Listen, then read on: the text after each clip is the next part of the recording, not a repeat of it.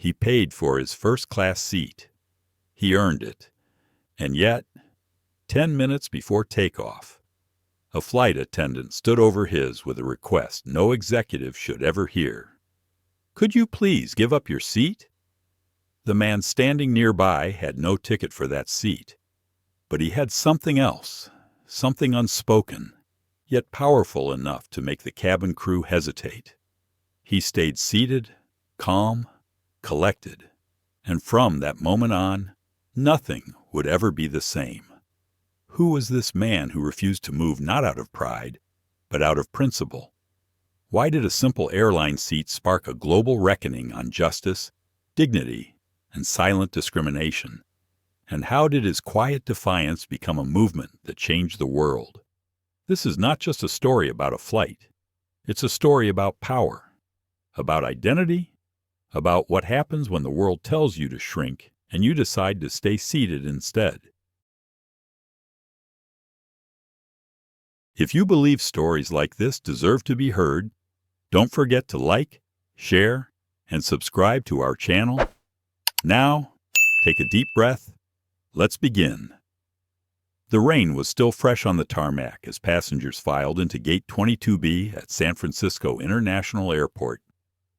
Morning sunlight glimmered on the wet windows, catching the edge of every metal surface and bouncing off the belly of the aircraft waiting outside. Evan DuLaney stood near the window, sipping ginger tea from his thermos. He wore soft navy slacks, a crisp dress shirt tucked neatly beneath a navy suit jacket, and a pair of comfortable Oxford shoes. Her braids were pulled into a simple knot at the base of his neck. Everything about his was composed, even his breathing. He watched the aircraft with quiet attention, not in awe, but in calculation. He was used to departures. Flight 3721 to Washington. D.C. First class. She checked in 90 minutes early, as always, and his assistant Sarah had double confirmed the reservation. Evan never left anything to chance, not after what she'd built. DuLaney Quantum Solutions had grown from a rented desk in a WeWork space to a multi-million-dollar tech firm advising on ethical AI for governments and Fortune 100 companies. Evan had started with nothing but an idea and the refusal to be underestimated. He wasn't flashy. He didn't wear designer logos or expensive perfume. He didn't need to. Her power was the quiet kind, the kind that didn't ask permission. The boarding call came through the intercom. First-class passengers were invited to board. Evan approached the gate and offered his digital boarding pass with a nod.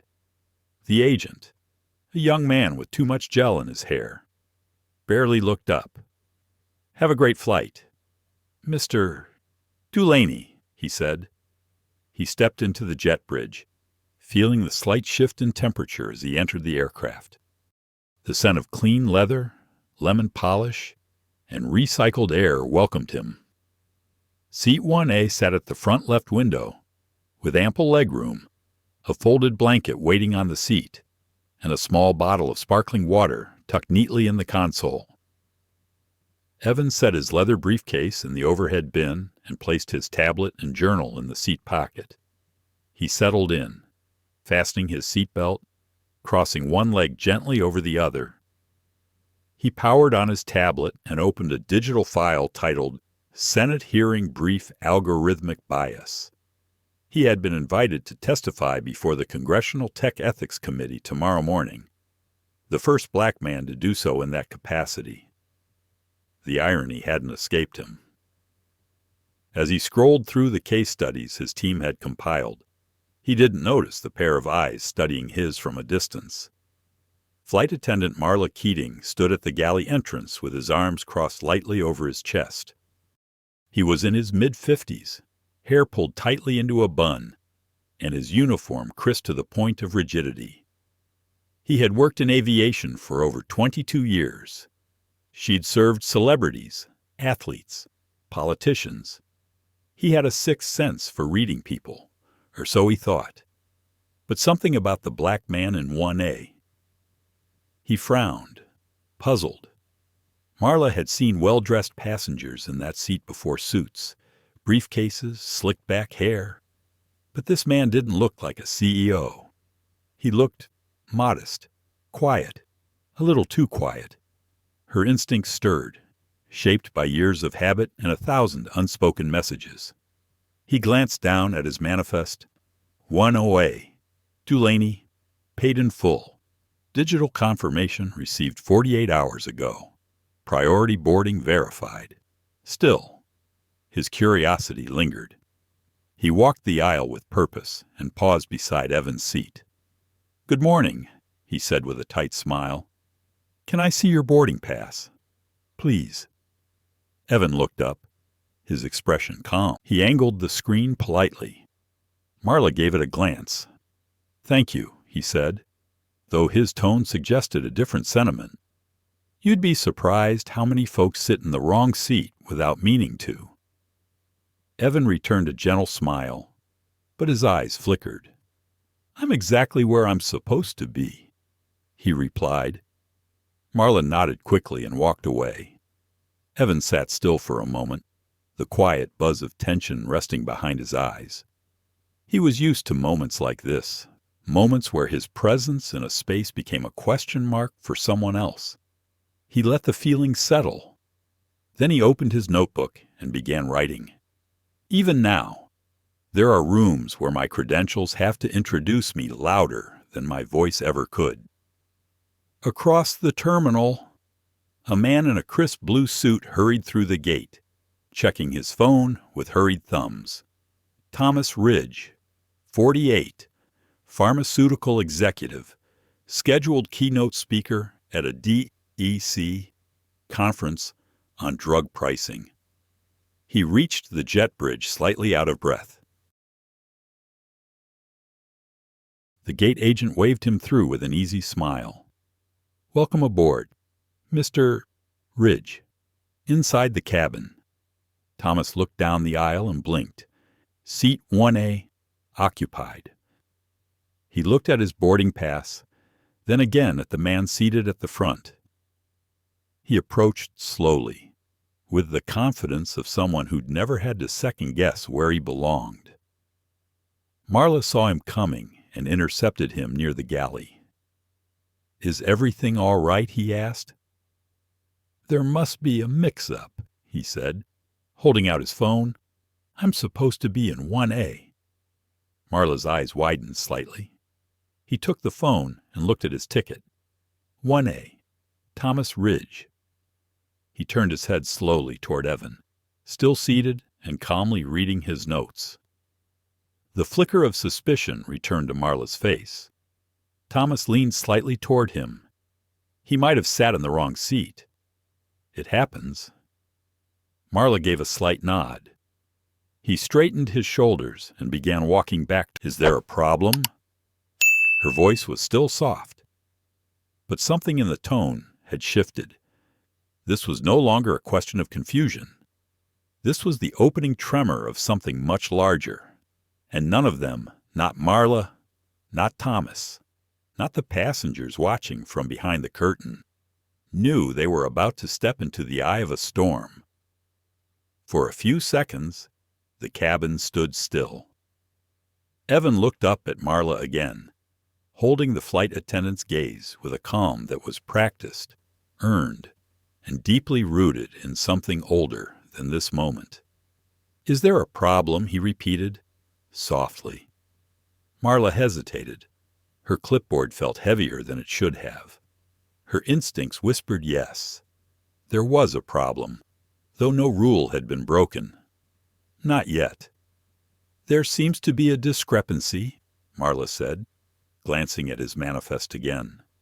"That gentleman says he's assigned to seat 1A. Evan did not flinch. He simply turned to the seat pocket, retrieved his tablet, and pulled up his digital boarding pass. With a few taps, he held it up toward Marla. The screen glowed with the clear details. Evan DuLaney, Flight 37201, Seat 1A, Boarding Group 1, checked in 6:42 a.m. "Here's my reservation," Evan said, his voice even. Marla looked at it, but he didn't really see it. He nodded, but it felt more like a dismissal than confirmation. "You see," Marla said, shifting his tone to something that sounded halfway between professional and apologetic. "Mr. Ridge has status with our airline. He's one of our Platinum loyalty members.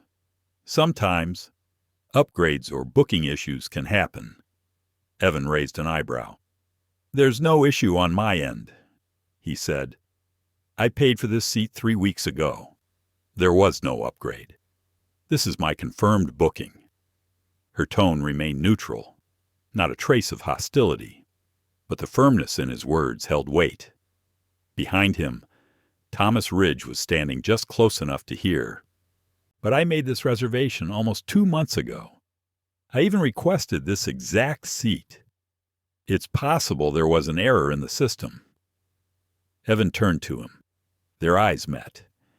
He was taller than him, in a way that made him appear to be looking down, but only physically. His tone was polished, civil, but beneath it was something colder, a subtle, practiced assertion of entitlement.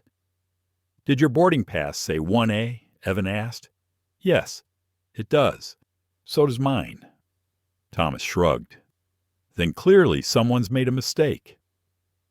A few heads from nearby rows began to peek over the top of seats. A man in row 2 whispered to his colleague. A middle-aged man clutched his purse tighter. The tension in the cabin was no longer just personal. It was public.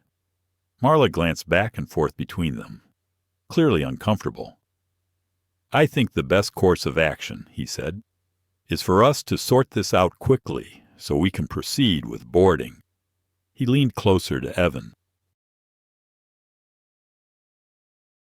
"If you don't mind stepping aside for just a moment," he said, voice dipped low like a conspirator. "We can clear this up in the galley. We just need to double-check."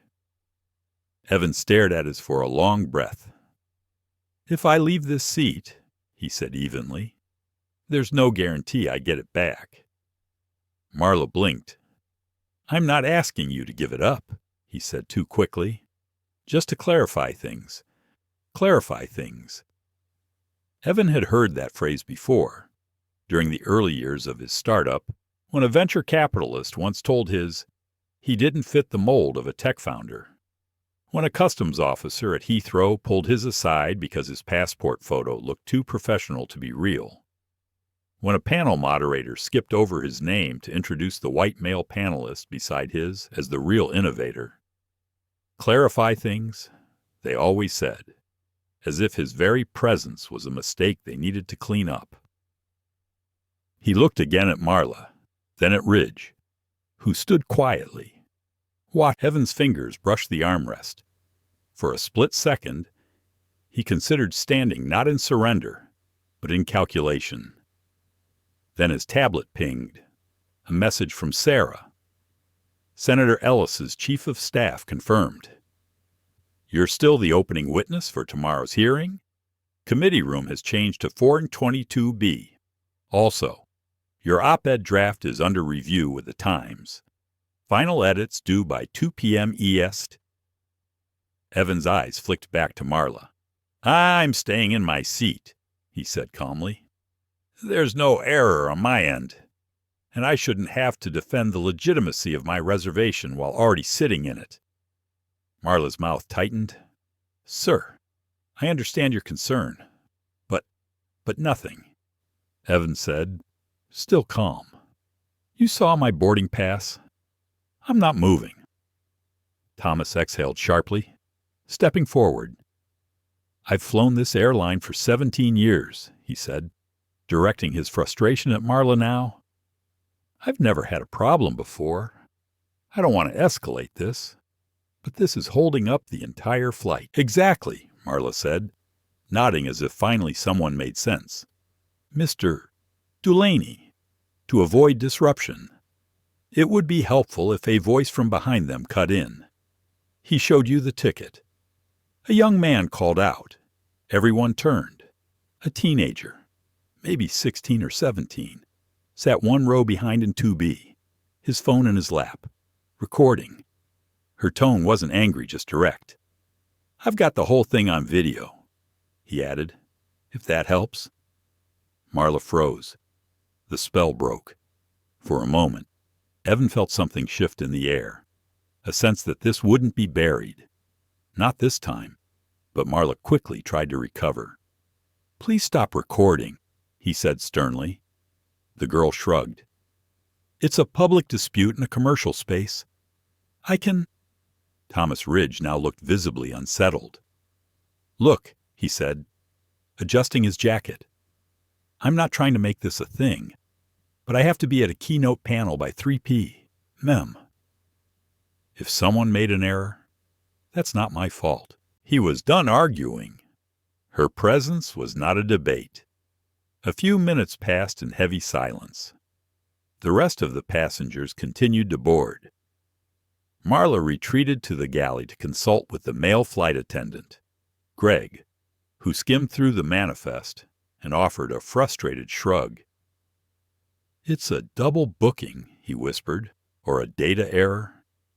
"Then why is he in that seat already?" Marla asked. "Because maybe he booked it first," Greg said. "That happens." "But Tom's platinum executive. He was upgraded last night." Greg looked toward Evan, then back at Marla. "You're going to have to make a call." Marla returned to the aisle. He looked exhausted already, tense, agitated.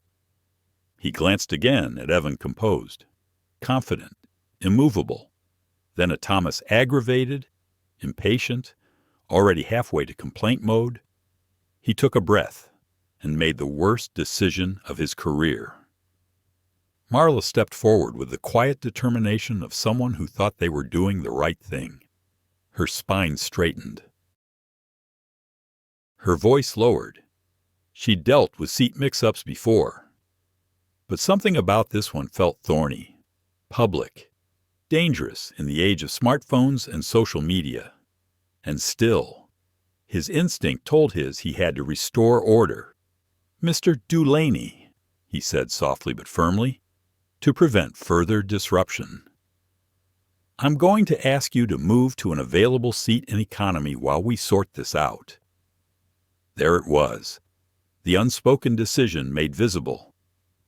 The flight attendant had taken a side. Evan didn't react immediately. He just looked at Marla with the kind of stare that could silence a boardroom. Calm, but not passive, full of history, but grounded in the present. "You saw my boarding pass," Evan said. "You know this is my assigned seat." Marla nodded, as if that detail was secondary now. "I understand, but we also have Mr. Ridge with a valid assignment to this seat. To ensure the flight departs on time, we need to clear the aisle." Evan didn't move.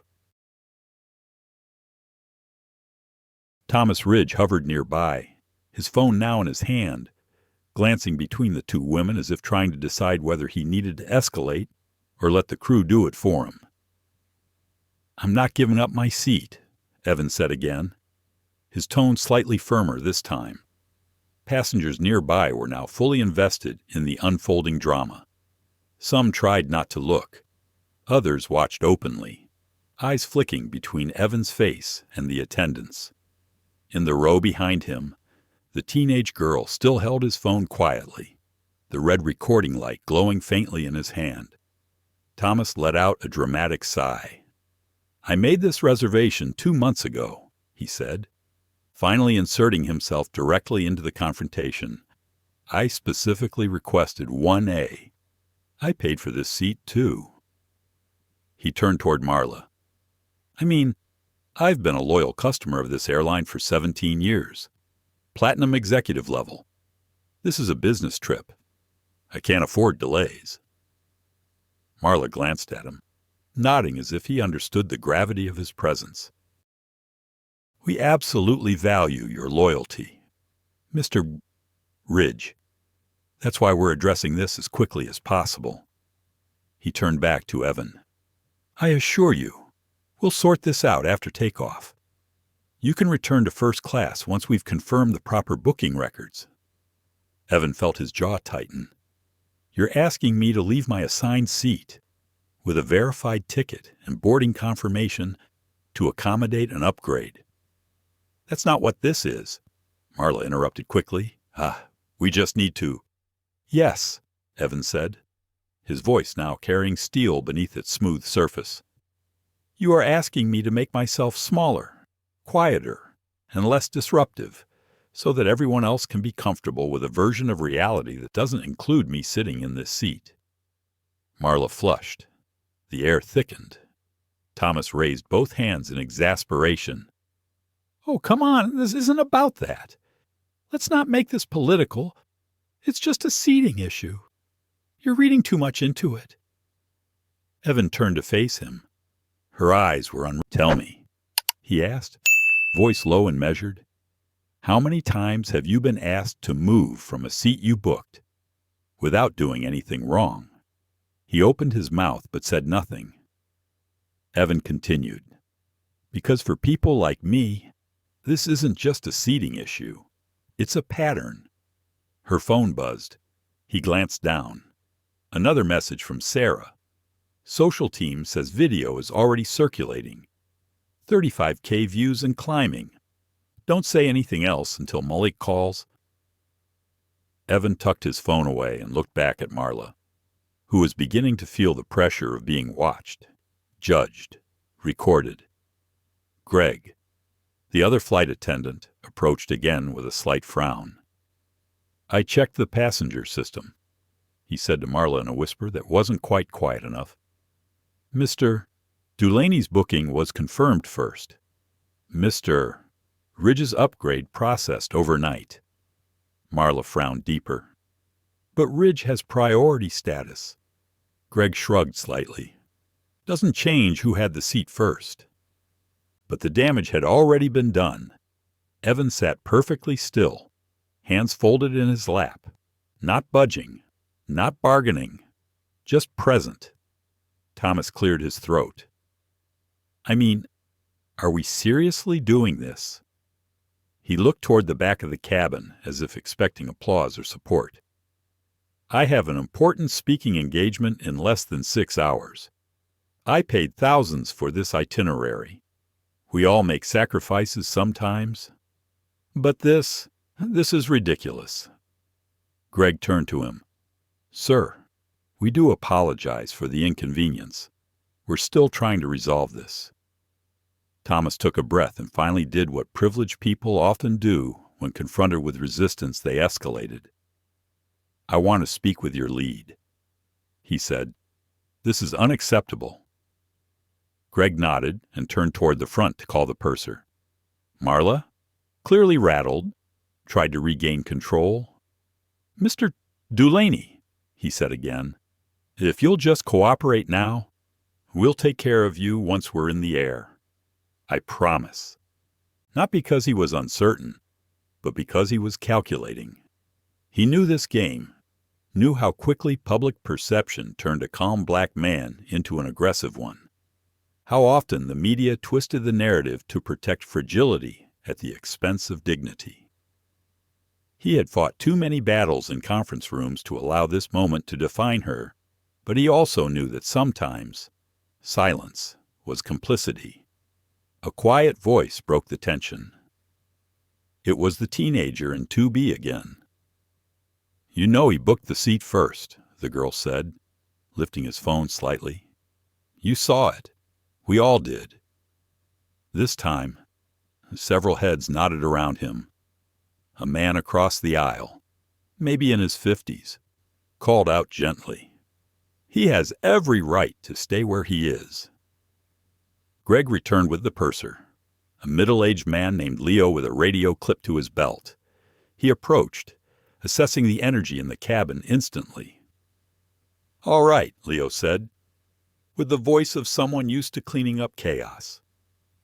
"We need to make a decision here." He looked at Marla, then at Greg, then at the manifest.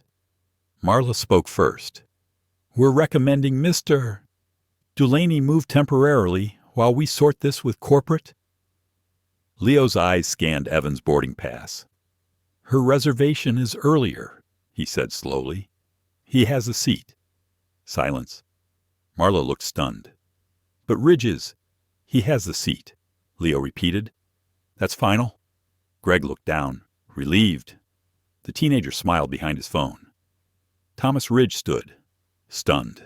His mouth opened, then shut. Evan didn't speak. He didn't gloat. He simply turned his gaze out the window, exhaled slowly, and whispered something inaudible to himself. The moment passed. The cabin breathed again, but Evan knew this was not over. It had never really been about the seat. It was about who they thought deserved to sit in it. And now, the world was starting to pay attention. The flight cabin slowly settled, but the atmosphere never quite returned to normal. The quiet that followed wasn't peace. It was tension wrapped in politeness. The kind of silence that hums just beneath the surface, like static waiting to spark. Evan sat still in 1A, his body composed, but his thoughts rippling beneath the surface. He was aware of the stares, the weight of watching eyes pressing gently, curiously, silently on his shoulders. Some passengers looked away quickly when caught.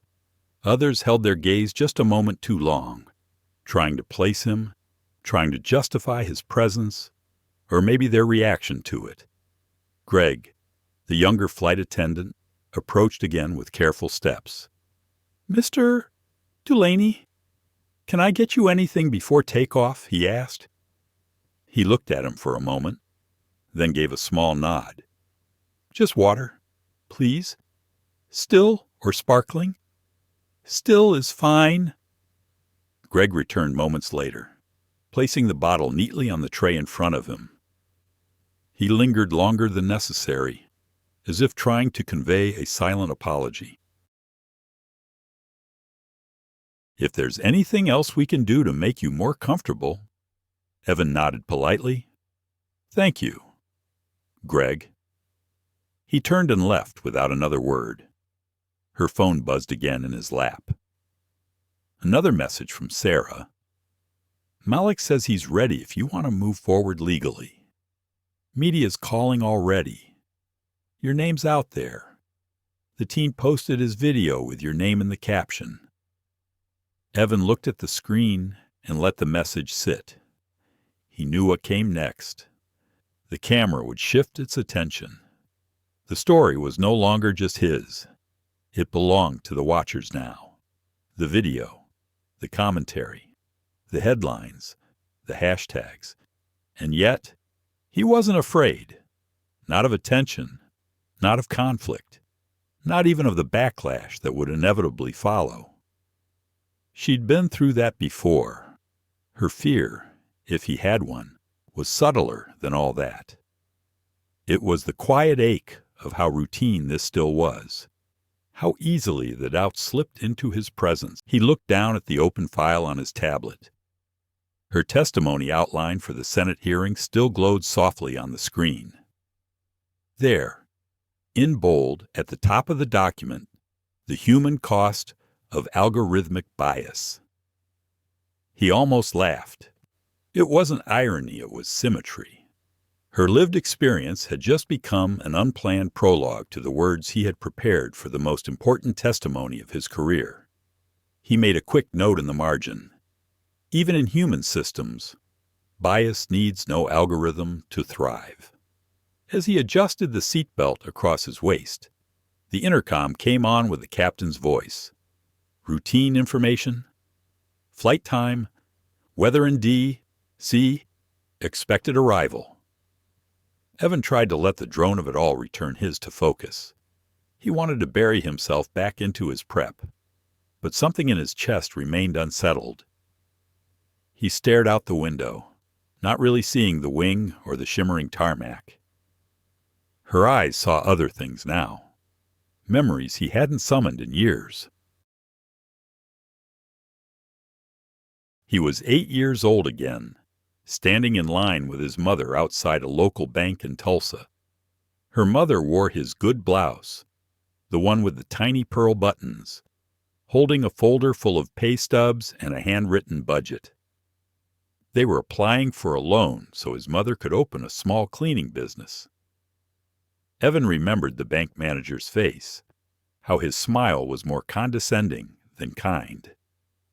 He actually told him, Evan whispered now under his breath, to come back with a husband if he wanted to be taken seriously. That moment had planted something in him, not just ambition, but precision, the need to never be mistaken for someone who didn't belong. And now, decades later, he was still having to prove that he did. The intercom clicked off. Thomas Ridge, still seated in 2A, now wore a carefully arranged expression of composed irritation. He hadn't spoken since being redirected. He hadn't apologized either. His posture told a story of his own, the quiet performance of being wrong, the effort to appear gracious while silently resenting the outcome. Evan noticed him glance his way again, just once. Then he opened his laptop, pulled up a spreadsheet, and began typing as if nothing had happened. That, he thought, was its own kind of privilege, to experience public embarrassment and immediately return to comfort, to know that your place in the world would not be questioned, even when you were the one who had made the mistake. Her fingers rested on his lap, curled slightly into fists. He opened his journal again, wrote slowly, deliberately. I am not angry. I am exhausted. There's a difference. Anger fades. Exhaustion sits with you in silence. It waits in the walls of the rooms where you're not expected and still shows up anyway. A knock on his tray table broke the moment. Marla. He stood there with forced professionalism, hands clasped in front of him. I just wanted to personally apologize for the earlier. It was the first time he truly looked at Marla, studied the man behind the voice, the hands, the decision. Marla's face was tight with nerves. His tone clipped. The apology wasn't warm. It wasn't even really an apology. It was a procedural patch, something meant to smooth over tension without acknowledging its roots. There was no confusion, Evan said quietly. Only assumptions. Marla swallowed. Well, we're glad you're settled now. He turned and walked away. Evan didn't answer. He didn't need to. Moments later, the aircraft doors were sealed. The plane began to taxi. The cabin dimmed slightly as the morning sun filtered across the windows in thin, sharp bands. Evan rested his head against the headrest and closed his eyes for a moment. He wasn't trying to sleep. He was grounding himself. A few rows behind him, the teenage girl who had recorded everything whispered something to his mother.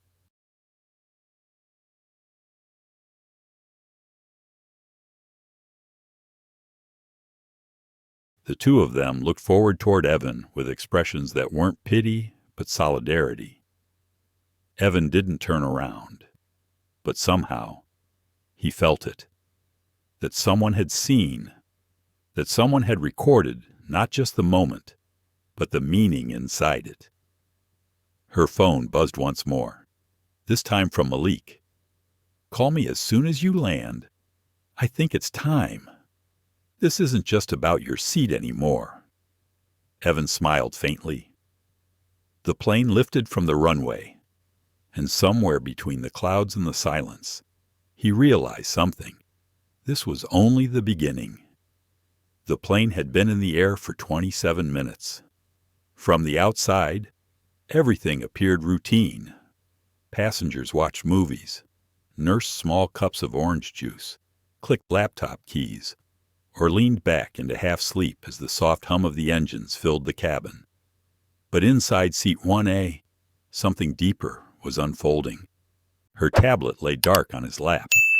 He was still, not frozen, composed, holding himself like a sculpture that might break if he moved too soon. The moment hadn't passed. Not for him. Not yet. Behind him, Thomas Ridge had called for another coffee.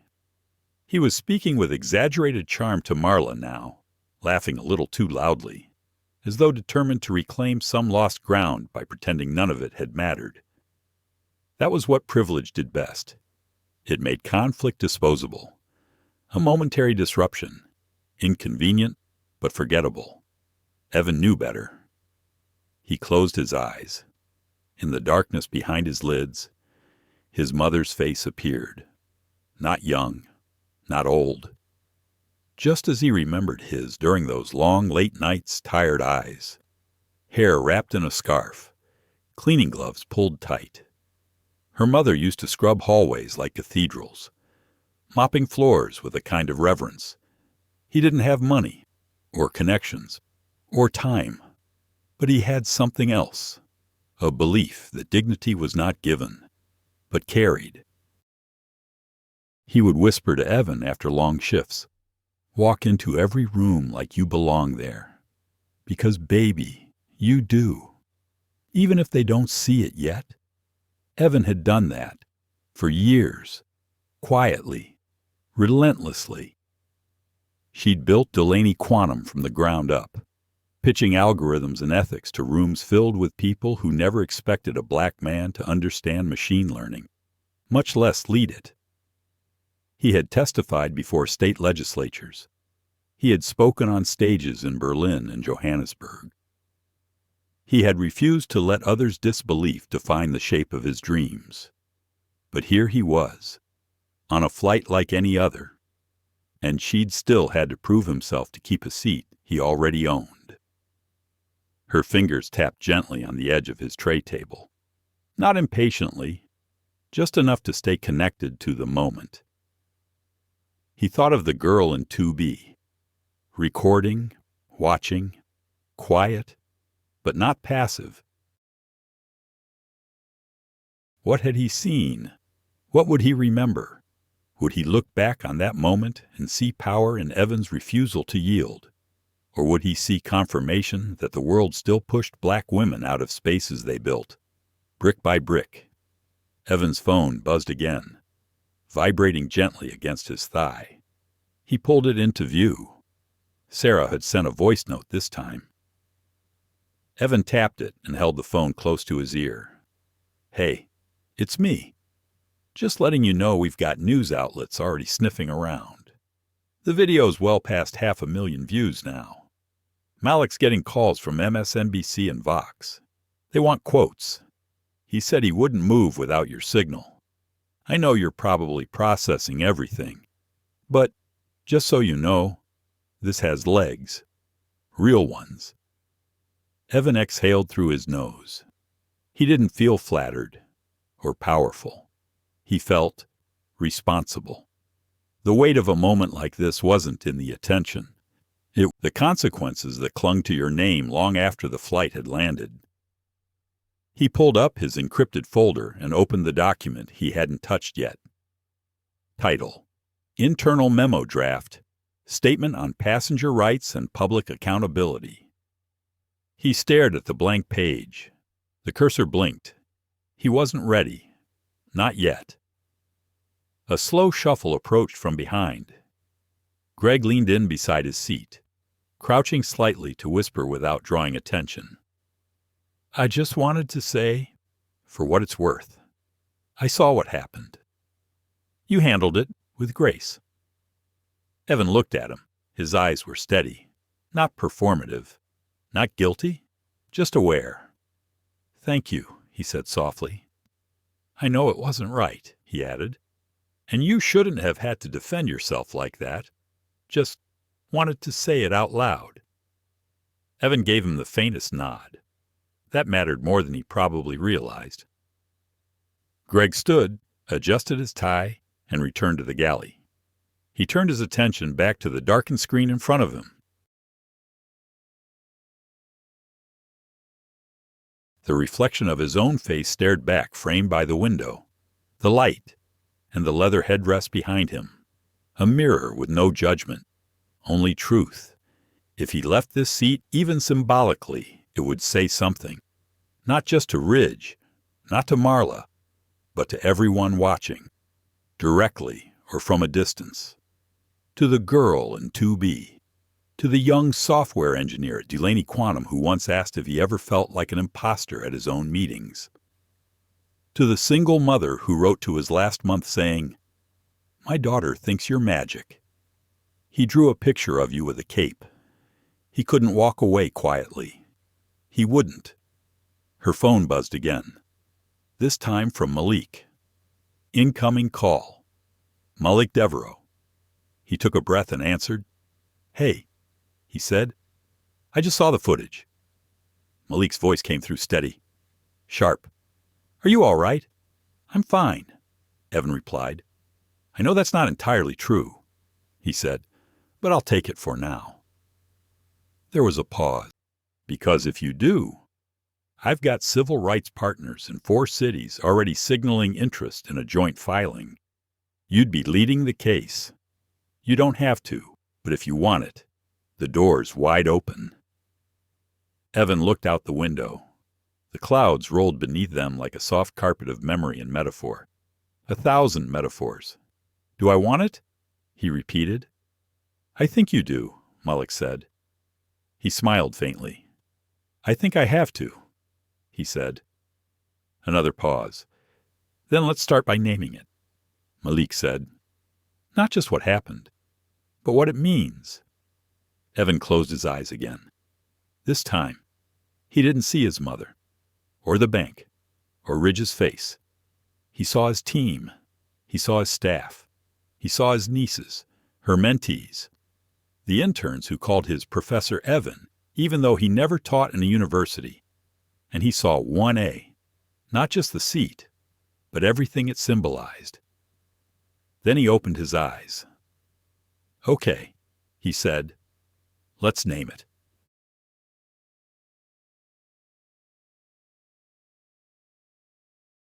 Let's tell the whole world why dignity isn't a luxury and why it shouldn't come with terms and conditions. Malik said nothing for a moment. Then, quietly, "All right, we begin." They hung up.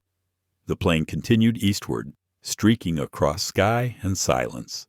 And somewhere far below, people were already waking up to a video, a story, a moment.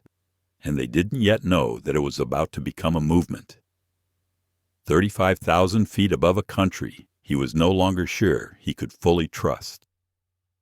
Evan sat alone in his thoughts, more anchored now than he had been at takeoff. He opened his tablet again, this time not to review notes or testimony, but to access the encrypted portal she'd only used once before. It had been created for crisis communication during product breaches. But what had just happened to his wasn't a tech failure. It was human, systemic. Still, the system could be repurposed. Evan believed in making tools work for justice. He tapped the microphone icon and began dictating in a measured, quiet voice. Priority escalation. Category executive incident. Draft statement for internal review. He paused, then began. Earlier this morning, I boarded Flight 3721 from San Francisco to Washington, D.C., en route to a Senate hearing regarding algorithmic fairness. Despite possessing a valid ticket, confirmed reservation, and documented boarding pass for Seat 1A, I was publicly challenged, asked to move, and questioned repeatedly about my legitimacy as a passenger. The confrontation was recorded. The footage is now circulating. I will not be making a public comment until I have reviewed legal options. In the meantime, we are suspending all consulting work with the carrier's parent company and initiating internal investigation protocol Q7 across our bias reporting systems. He stopped recording. Her voice hadn't cracked once. He didn't feel angry. No tears. Just clarity. Cold, deliberate clarity. He opened a second tab and pinged Sarah. Status. The reply came within seconds. Trending on Twitter. Seat 1A. Over 2.6 million views. NPR just requested a statement. NBC wants to know if they can send someone to the gate in D.C. Evan adjusted his seat slightly and looked out the window. The clouds stretched out like folded silk beneath the wings. There was a strange, sacred quiet that came with altitude. It made the world below feel distant, almost unreal. He glanced over at Ridge in 2A. He was now deep into his presentation slides, as though nothing had happened. A man who had caused public harm and moved on without consequence. He didn't envy him. He pitied the limitations of his worldview. Evan leaned his head back and tapped a call icon on his screen. Sarah picked up instantly, his voice calm but buzzing with energy. "Hey, I figured you'd call. We're changing." He waited. "I want you to draft a statement. Not for the media. Not yet. For the team. All hands meeting tonight at 7 p. East Coast time. Got it. Tell them what happened. But more than that, tell them what it means. Frame it through our values. Don't make it about me personally. Make it about every one of them who's ever sat in a meeting room and been the only one who looked like them. Every one of them who's ever had to explain their credentials twice while others were taken at face value. Understood. And prepare a pause notice for our aviation bias contracts. We're halting everything until further review. You want that to come from you directly." "No, Evans said. "It should come from our head of impact strategy. I'm not the story. I'm the spark." There was a beat of silence. "I'll have drafts ready before you land," Sarah said softly. "Malik's also preparing initial filings in 3 jurisdictions. He said he'll coordinate with you once we confirm venue." "Good. And Evan, you sure you want to walk into the hearing tomorrow with this storm around you?" Evan's voice didn't flinch, more than ever. He ended the call and closed his eyes again, letting the weight of his next decision settle across his shoulders like a tailored coat. The truth was, he hadn't wanted this kind of attention. He hadn't chased it. But now that it was here, raw, fast, viral, she wouldn't waste it. He reached into his briefcase and pulled out a small leather notebook, older than anything else he carried. Its corners were worn, the edges curled from years of use. Inside were pages filled with thoughts, fragments, half-formed ideas from hotel rooms, long meetings, train rides, and sleepless nights. But near the back, taped to one page, was a note written in his mother's hand. It was from the year Evan had launched his company. When he had just $12,000 in savings and an idea everyone told his was too ambitious for someone without a pedigree. The note was simple. They don't see you yet, but they will. Just don't ever stop showing up. Evan traced the edges of the paper with his fingertip. He thought of that moment on the plane, Marla's voice asking his to move. Ridge's confidence as he approached, the eyes of the passengers, the silence that had almost swallowed him. And then he thought of the teen girl in 2B, still recording. That girl had seen something, not just injustice, but defiance. Calm, rooted defiance, a refusal to shrink. Evan opened a new page and began to write again. We don't need more noise. We need structure, strategy, truth. What happened to me today was not rare. It was only recorded. That's the difference. Let's not just go viral. Let's go deep. Let's build tools to measure this. Let's make them accountable. He paused, then underlined the last sentence. Let's make them accountable. Her mind moved quickly now. He sketched the outline of a project, a transparency tool, an internal watchdog mechanism that companies could opt into to track discriminatory incidents in real time, verified through witness validation, passenger logs, and staff behavior audits. Evan had built platforms before. He could build this one too. Not out of anger, but responsibility. Greg passed through the cabin again and paused by his seat. He leaned in. FYI, he whispered, crew in the back is talking. Apparently, the airline's executive branch has already contacted the gate team in D.C. They know who you are now. Evan looked at him without blinking. I never hid who I was. Greg smiled, unsure if he should laugh. I mean, yeah, I can see that now. He didn't smile back, but his voice was kind. Thank you, Greg, for seeing it earlier than most. He nodded and stepped away. The captain's voice came through again, announcing the start of descent. The cabin stirred as tray tables clicked upright and seatbacks straightened. Evan saved his files, powered down his screen, and placed the notebook gently back into his bag.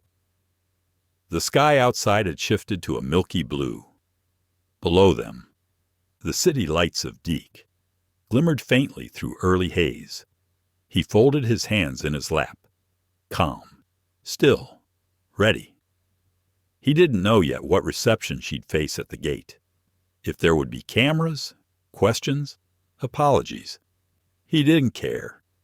The plane touched down with a gentle bump, and Evan DuLaney, seat 1A, remained exactly where he belonged. The wheels touched down with a low groan, the friction of rubber against tarmac sending a shiver through the fuselage. Passengers jolted slightly in their seats, instinctively glancing up as if expecting an announcement. But Evan already knew the landing was smooth. He didn't need confirmation. Her focus was ahead on what came next.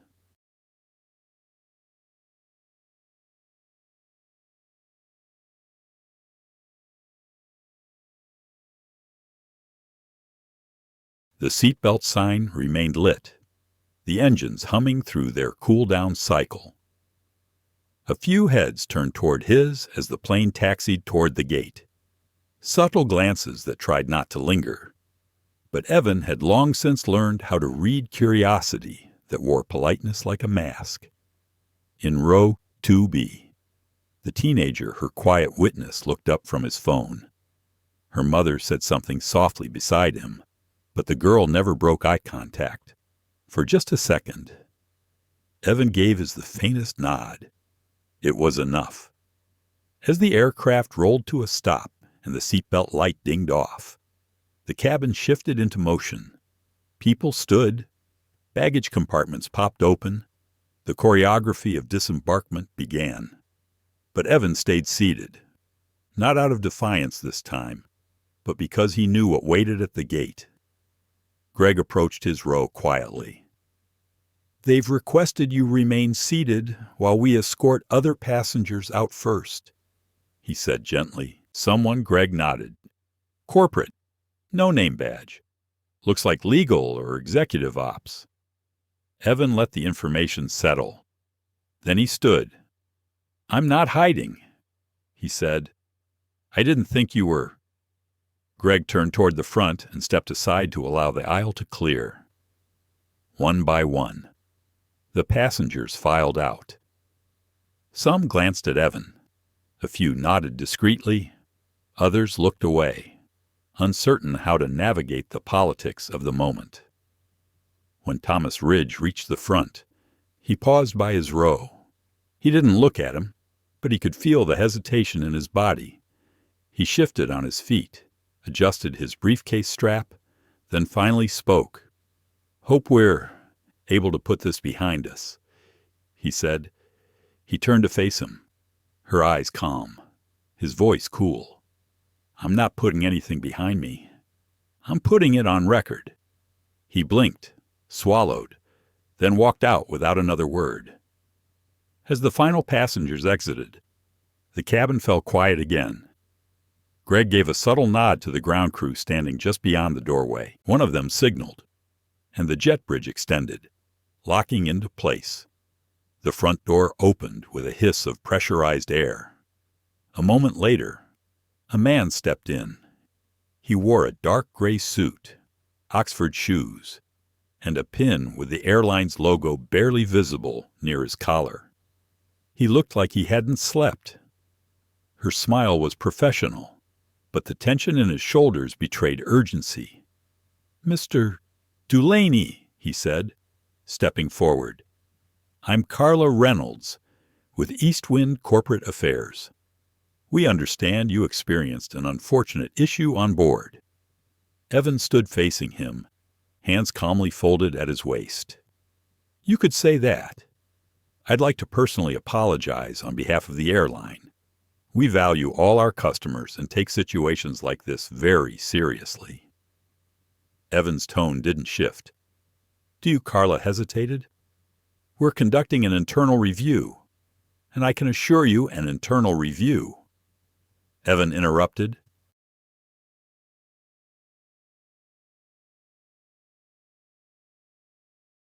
"Of a publicly documented act of discrimination, witnessed by an entire cabin." Carla's eyes flicked toward Greg, then back to Evan. "We're still gathering facts. You've had the footage for nearly 2 hours." Evan said. "The facts aren't complicated. I booked seat 1A. I was asked to leave it, not because of policy, because of perception. That's not a clerical error. That's cultural bias."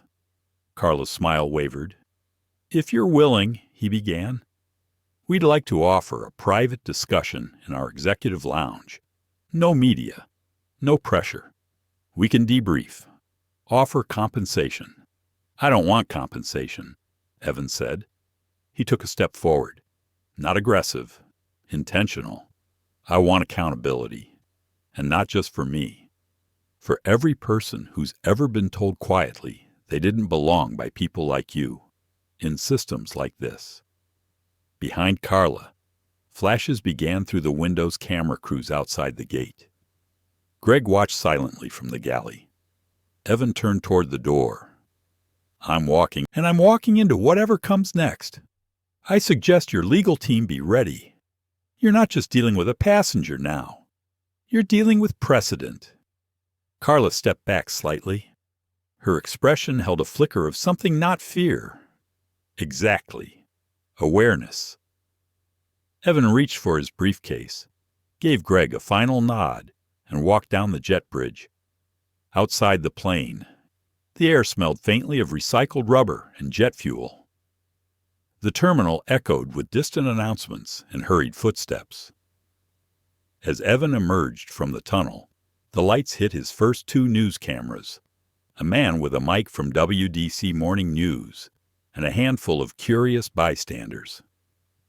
The teenager from 2B stood off to the side, still holding his phone, his mother beside him. The reporter approached quickly. "Mr. DuLaney, are you planning legal action against East Wind Airlines? Mr.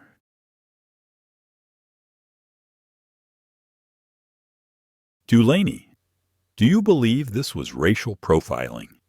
Can you comment on the video that's gone viral?" Evan didn't stop walking, but he did speak clear, centered, direct. "I booked a seat. I was told I didn't belong in it. That should be enough." The crowd shifted around him. "But are you filing a lawsuit?"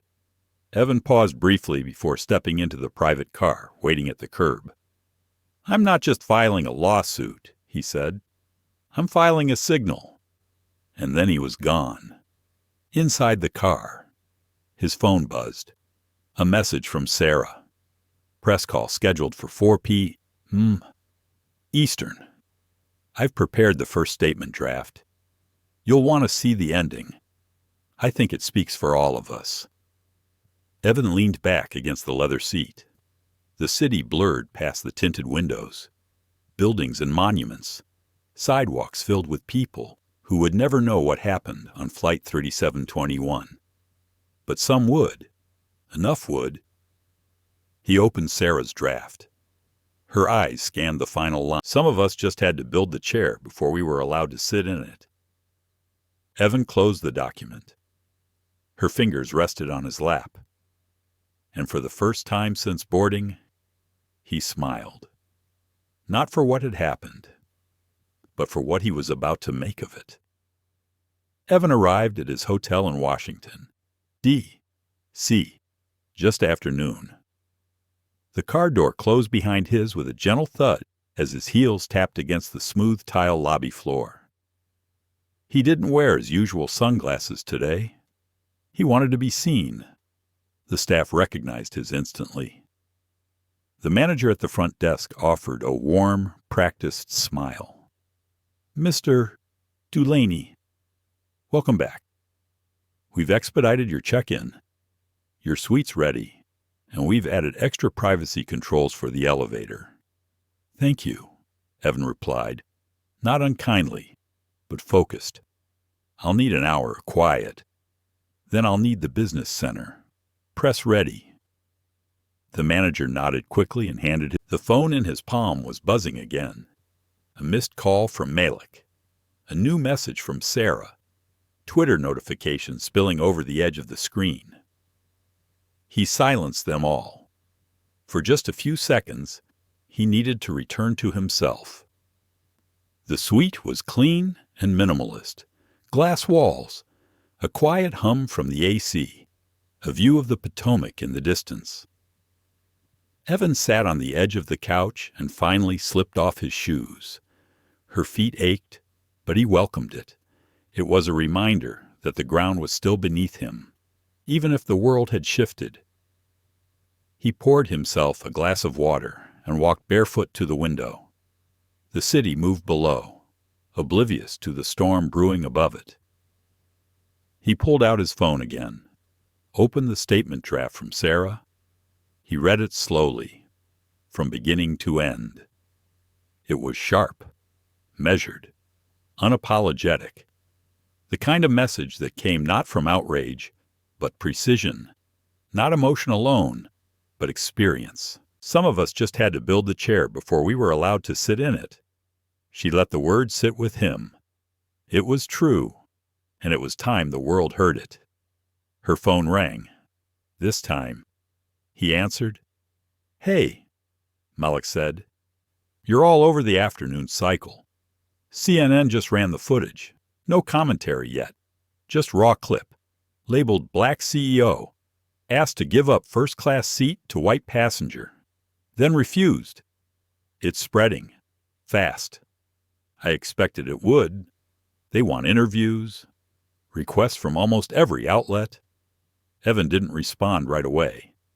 "I want to control this," he said. "We don't feed them quotes. We give them a story. A full one. One that reframes the whole incident." "I agree," Malik replied. "We have to shift the frame. Right now. They think this is about customer service. A first-class inconvenience. They don't understand the layers. Then we explain it to them." Malik paused, then said quietly, "Are you ready to go public with the Sterling Index idea?" Evan took a breath.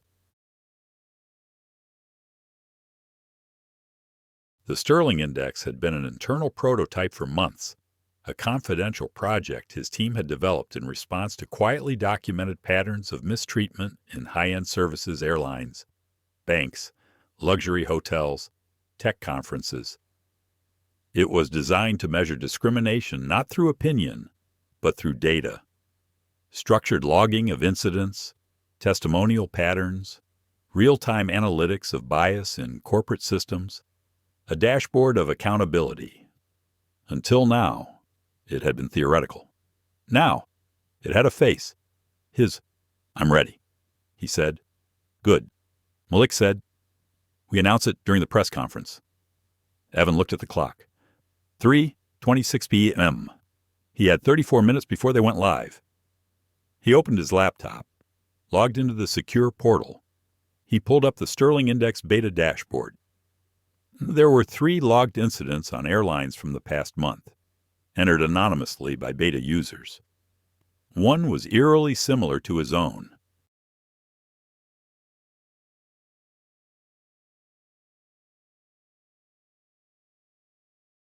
A black man boarded with a confirmed seat was asked to move after a white passenger claimed confusion and was told there must have been a glitch.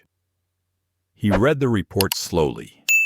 He wasn't the first, and he wouldn't be the last, unless something changed. He called Sarah. Press room ready lights are being tested now. Sound is solid. Your mic is on the podium. We've limited the invites to selected journalists. Everyone else gets the live stream.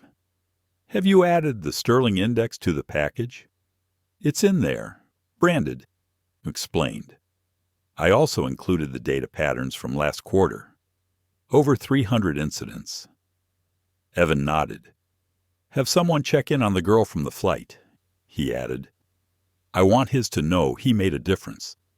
If she's comfortable, I'd like to invite his to DC to speak. I'll reach out. Evan closed the call. He dressed with care, nothing flashy. A gray suit with soft blue lining. It was a gift from his mother, meant to be worn the day Evan felt she'd earned his place. He had hesitated to wear it until now. Today, it belonged on him. He arrived at the press room 10 minutes before the hour. The podium stood beneath soft lights, a long table flanked by 2 chairs. Sarah stood near the wall with a clipboard. Malik sat near the front row, watching.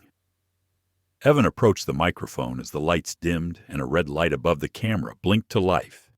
He looked directly into the lens. Then he began. Today is not about a seat. He let the words sit. It's not about a policy error or an upgrade gone wrong. It's not about platinum status or priority boarding or who smiled first. What happened to me on Flight 3721 has happened to hundreds of others quietly, subtly, routinely. The only difference is this time, someone was recording. He continued, voice steady, eyes focused. When we speak of equity, of how quickly respect is withdrawn when assumptions replace facts, of how power operates invisibly until someone refuses to move. He paused again. I didn't refuse to move because I was angry. I refused because I have spent my life proving my place. I refused because my seat was not just a seat. It was a symbol, and symbols, when challenged, reveal truth. Behind him, the screen lit up with the Sterling Index logo. Clean lines, a seat made of code. He gestured to it. This is how we make sure truth is no longer optional. The Sterling Index will track, document, and expose patterns of systemic discrimination in industries where accountability has been a matter of trust. We are done trusting what cannot be measured. The reporters were silent, not out of disinterest, but focus. Evan looked directly at the camera one final time. Let this be clear. I am not the victim of bad customer service.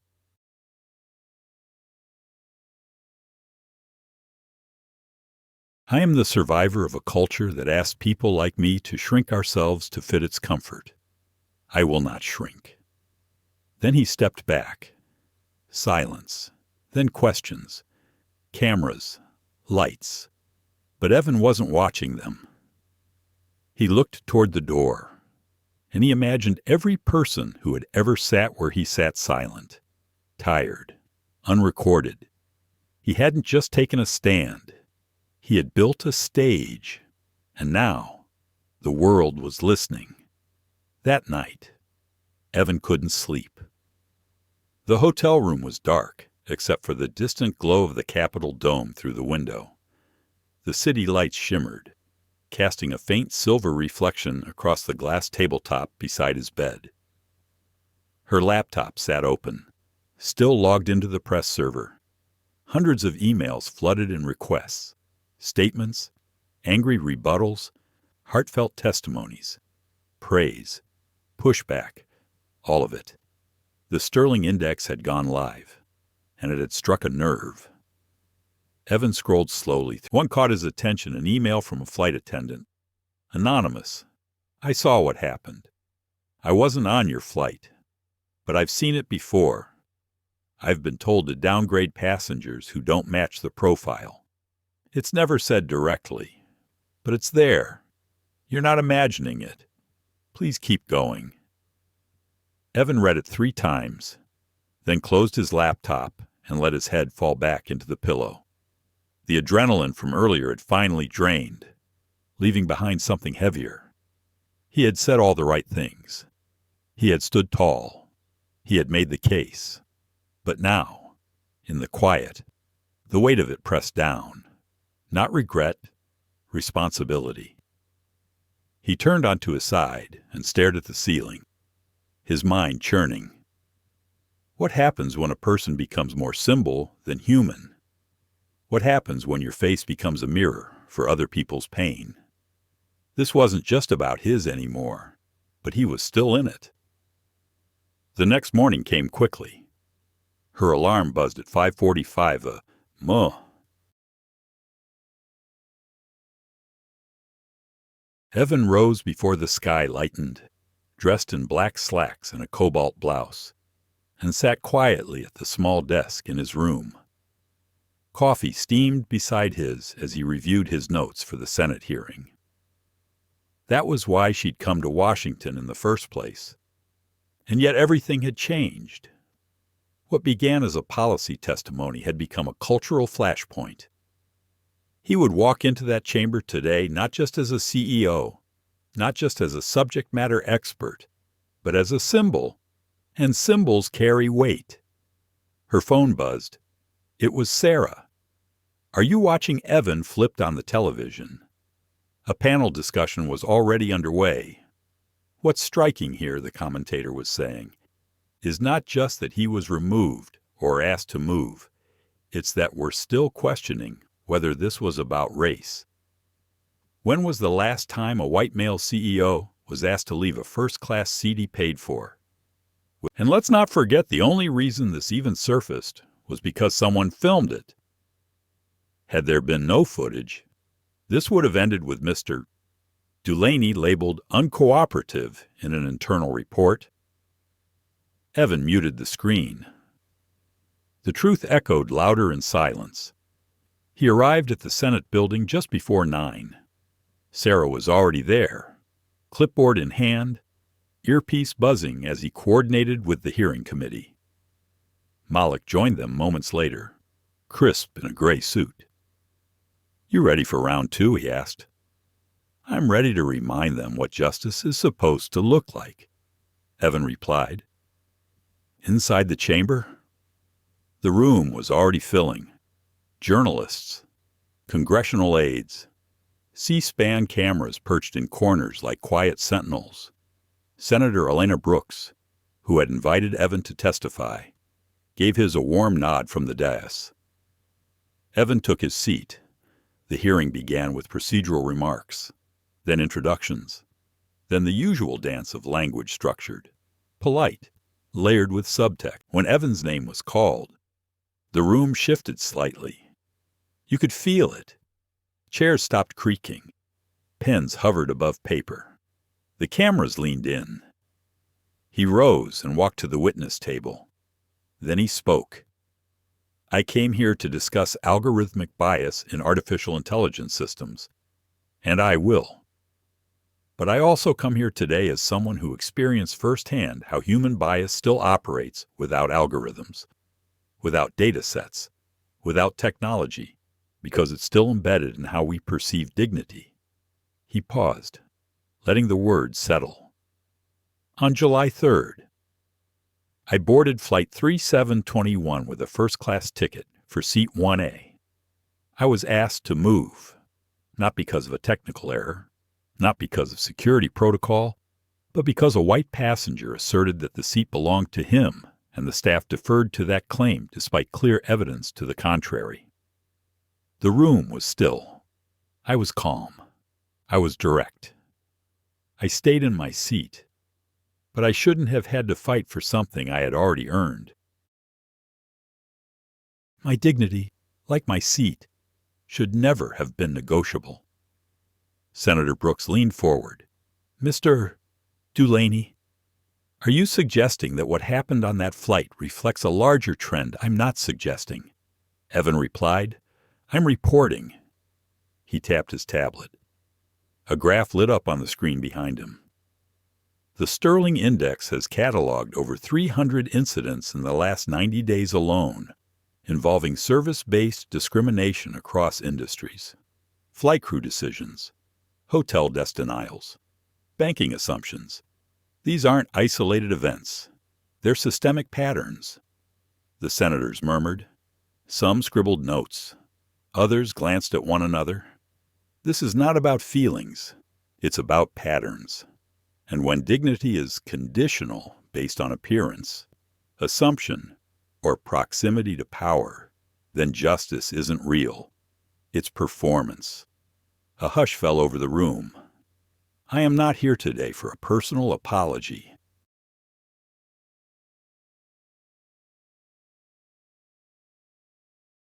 I'm here because I believe systems can change, but only if we are honest about where they're failing. When he finished, the chamber was silent for a moment, then applause not loud, but present, respectful, unusual for a Senate hearing. Evan returned to his seat. Sarah gave his a small nod from the back row. Malik's face was unreadable, proud but cautious. Outside, the story was already growing. News alerts buzzed through phones. Black CEO challenges Congress with Sterling Index after viral flight incident. Dignity isn't conditional. Evan DuLaney delivers powerful testimony. That afternoon, the girl from 2B finally responded to Sarah's outreach. Her name was Nadia. He was 16. He said he had watched the live stream of Evan's speech with his mom. He wrote one sentence. That's the kind of man I want to become. Evan read the message on his hotel balcony that evening. He let the sentence wash over his like sunlight.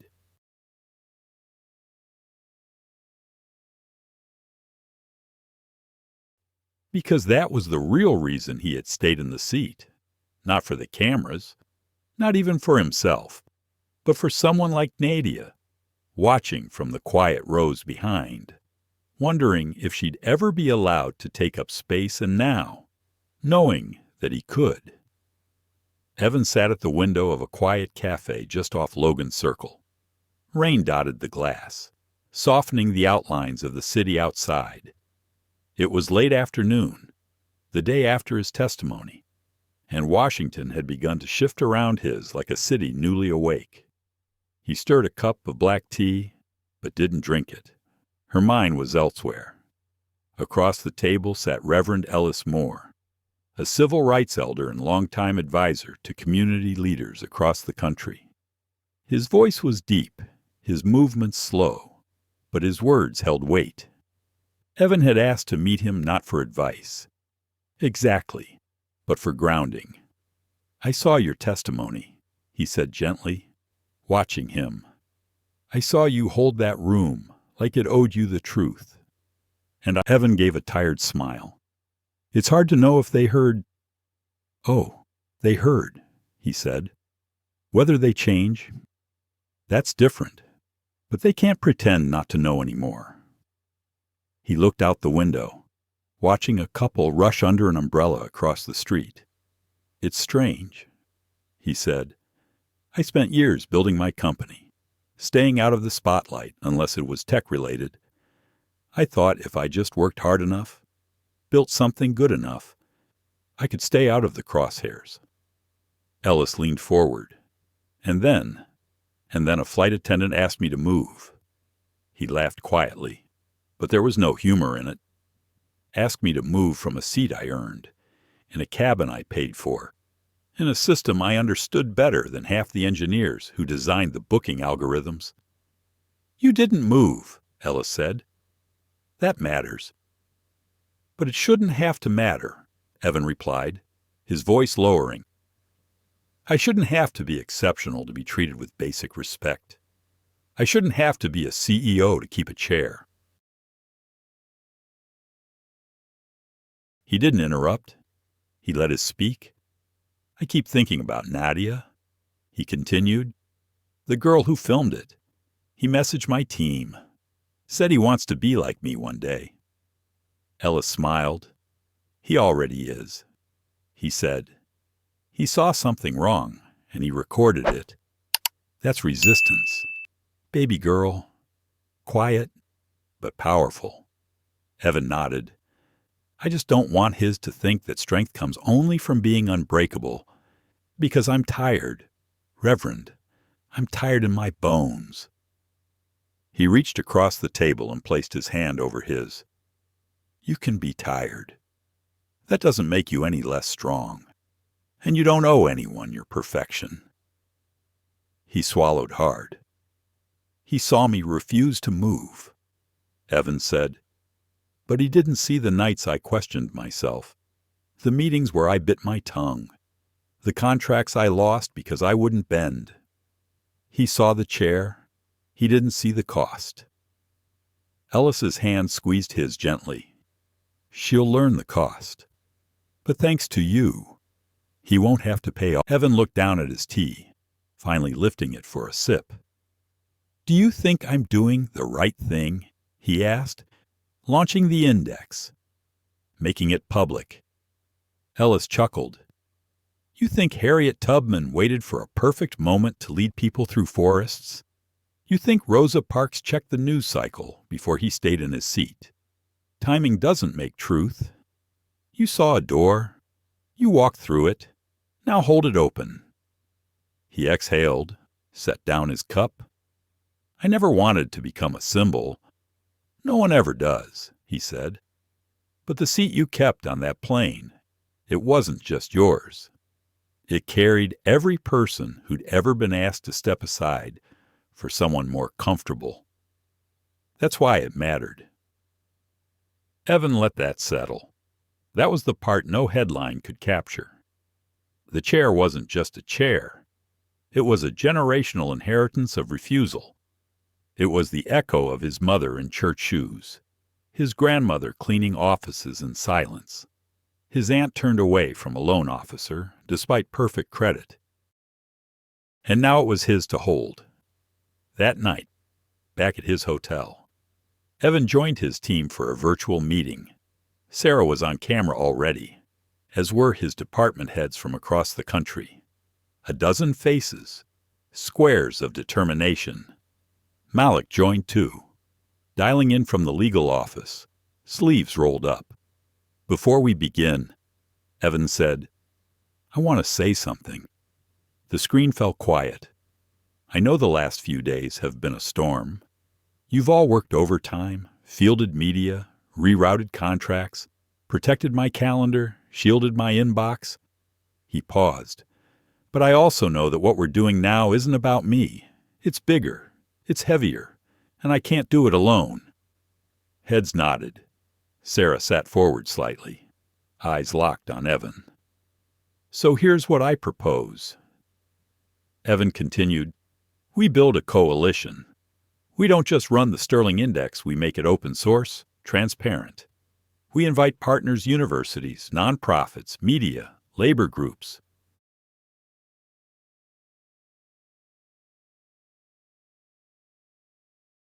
We create a space for shared data on discrimination, not just in aviation, but across industries. A beat passed. Then Sarah spoke. You're sure I'm sure, Evan said. This chair was never just mine. It belongs to everyone who was told to stand when they'd earned the right to sit, Malik added quietly. If we open the platform, we'll face resistance, lawsuits, smear campaigns. I know, Evan said, but we'll also face truth, and I'd rather fight with it than hide without it. The team nodded. Evan smiled faintly. Let's begin. That weekend, a video surfaced of another incident. This time, a black nurse asked to verify his first-class ticket twice during a flight from Boston to Atlanta. He had watched Evan's hearing the day before. He used the Sterling Index to log his experience. The press called it a wave. Evan called it a record. And in recording, there was reckoning. One chair, one witness, one refusal, and now, one platform. By Monday, 6 major airlines had issued updated internal memos on de-escalation protocol and anti-bias training. By Tuesday, the Sterling Index had logged its 1,000th incident. By Wednesday, Evan returned to San Francisco, and as his flight ascended over the bay, his new seat 1A once more felt different, not because it was protected now, but because it no longer stood alone. The morning Evan returned to San Francisco, the air felt thinner, not in the physical sense, but in the way cities can feel changed when the eyes of the world start watching them more closely. Outside the airport, journalists waited with long lenses and sound bites. Some had questions rehearsed. Others held signs asking for statements. For just one word. He didn't stop. Her driver pulled up, opened the door quickly, and Evan slid inside with practiced grace. The car moved through the fog and traffic, the city peeling back around his like an old book newly opened. Inside the car, his phone vibrated constantly. A new podcast episode titled "The Chair That Sparked a Movement." An editorial in The Atlantic, Evan DuLaney, and the New American Threshold. A poll from a national think tank. 62% of Americans believe the Sterling Index should be federally supported, and tucked between it all, a voicemail from a man who identified himself as a nobody. The man's voice cracked in the message. "I just wanted to say, thank you. You made me feel seen. I work at a bank. I've had to explain my degree 3 times to the same supervisor. I didn't even know how to describe it before, but now I can. It's not just about bad manners. It's a pattern, and you named it." Evan listened to the message twice, then saved it in a folder labeled "Keep Going."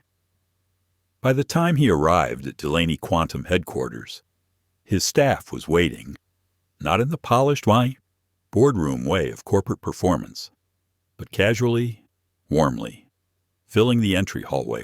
There were no balloons, no clapping, just eyes that held respect, gratitude, some even held tears. Sarah stood near the front and handed Evan a small envelope. "What's this?" Evan asked. "A card," Sarah said. "From the interns." Evan opened it slowly. Inside, handwritten in different colors, was a single sentence. "Thank you for making room for us in the seat you fought to keep." He didn't speak. He couldn't. He walked to the elevator, the weight in his chest growing heavier, but not in a painful way. More like fullness, the kind that comes from holding too many stories, too many names, too much hope at once. Her office looked the same. A wall of windows, a sleek desk. But something in the space had shifted. It no longer felt like a private room. It felt like a post. That afternoon, he held a staff meeting in the company's largest common space. He didn't stand at a podium. He stood among them, on the floor, at eye level. This isn't about going viral. It's about what comes after. What we build when the cameras move on. He paused, his gaze sweeping across the room. The seat became a signal, not because of where it was, but because of what it revealed. It showed us how much further we have to go, even when we've done everything right. There were no questions, just silence, listening. Later, he walked through the building quietly, floor by floor, past workspaces and break rooms and glass-walled labs. He greeted teams, hugged a few staffers, listened to ideas from engineers who now saw his not just as their CEO, but as a lived symbol of the mission they wrote into code. And when he reached the very last floor, the small one used mostly by fellows and early career hires, he found Nadia, the teen from 2B. He was sitting on a bench by the window, a visitor pass clipped to his hoodie. "You made it," Evan said gently. Nadia looked up, unsure if he was allowed to smile. I didn't think you'd I remember everything," Evan replied, sitting beside him, especially the people who don't look away. Nadia blushed. "I didn't know what to do. I just knew it wasn't right." "You did exactly what you were supposed to," Evan said. "You witnessed. That matters." There was a long pause. Then Nadia asked, "Can I ask you something?" "Of course. Weren't you scared?" Evan considered the question. "Not in the moment," he said, "but afterward. Yes, I was scared of what it would mean. What people would say. Whether the story would be twisted." Nadia nodded. "It's just, everyone online says you were brave. Like, unstoppable. But I've been thinking about what you said. About how hard it is to sit in a seat and feel like people are waiting for you to prove you belong." "That's the truth," Evan said. "And sometimes being brave just means staying still when every part of you wants to run." Nadia looked out the window. "I want to be like you, but I'm scared I'm too small." Evan smiled. "You don't have to be me. You just have to hold your ground when it counts. That's enough. That's everything." They sat in silence for a while, the city stretching out below them. By evening, Evan returned home. The day had been long, but what lay ahead would be longer. He opened his front door, set down his bag, and walked barefoot to the living room. There, framed on the mantel, was a photo of his mother sitting at a folding table with a typewriter, the first tool Evan had ever seen his use to demand respect in a world that didn't offer it freely. He lit a single candle and sat beside it. And as the flame flickered, he whispered softly, "I kept the seat, Mama." Outside, the city pulsed with movement. Inside, Evan prepared for the final phase, the transformation from moment to movement to model. Tomorrow, the Sterling Index would begin publishing monthly reports. Next week, Evan would keynote a global equity summit. Next month, she'd testify before a joint ethics council convened by the UN. And beyond that, Evan didn't know. But he was no longer walking alone. The seat had become a signal, and people were following it. It was the morning of the Equity Global Summit, and the city of Geneva glistened under a light veil of frost. Evan DuLaney stood in his hotel room, pulling the sleeves of his deep navy blazer down at the wrists. Her hands were steady. The summit was being held at the Palais des Nations, the former home of the League of Nations, now echoing with the voices of those trying to repair what the world often broke. This time, Evan had not been invited quietly. He was the keynote. The story of Seat 1A had long outgrown its airline. It had become a symbol in boardrooms, classrooms, policy halls. Colleges were teaching the incident as a modern parable of structural bias. Diversity programs were quoting Evan's speech to Congress.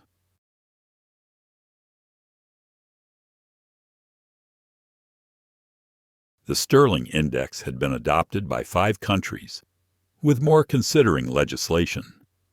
But Evan hadn't come for applause. He had come to tell the truth again one last time, in the place where echoes last longest. As he entered the grand hall, hundreds of delegates rose to their feet. He didn't wave. He didn't smile. He walked directly to the podium, his heels striking the marble with quiet power. He adjusted the mic, and he began. "I'm not here to tell a story about an airline.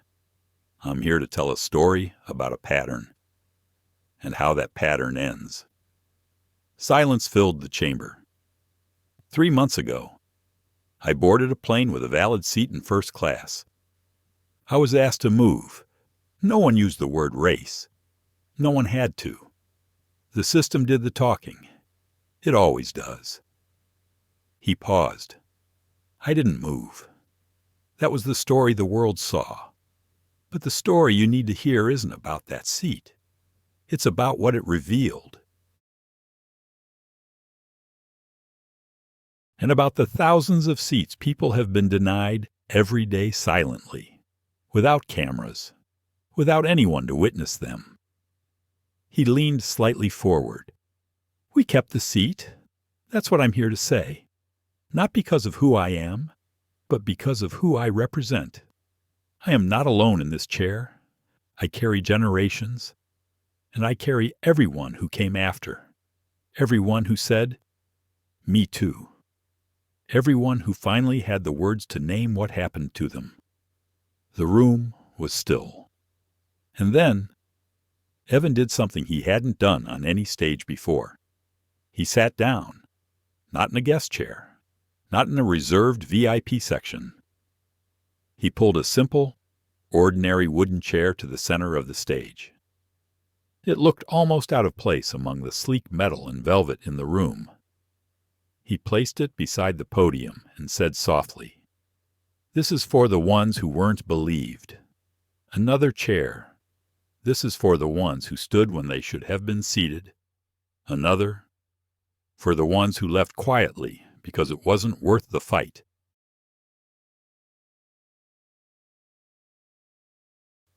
He added a fourth chair, then a fifth. By the sixth, you could hear people clearing their throats, shifting in their seats, not out of impatience, out of emotion. Evan stepped back. We've spent decades trying to earn our seats.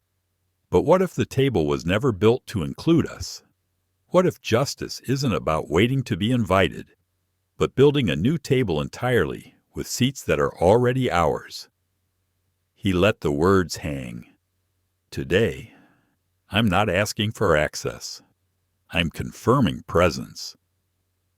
He turned toward the chairs, and we're not going anywhere. A beat, and then the room rose to its feet.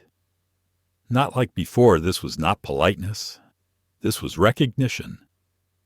Tears shone in more than a few eyes. Later that day, in a quieter side room, Evan sat with a group of young delegates from Kenya, from Sweden, from South Korea and Brazil. They weren't politicians yet, but they would be.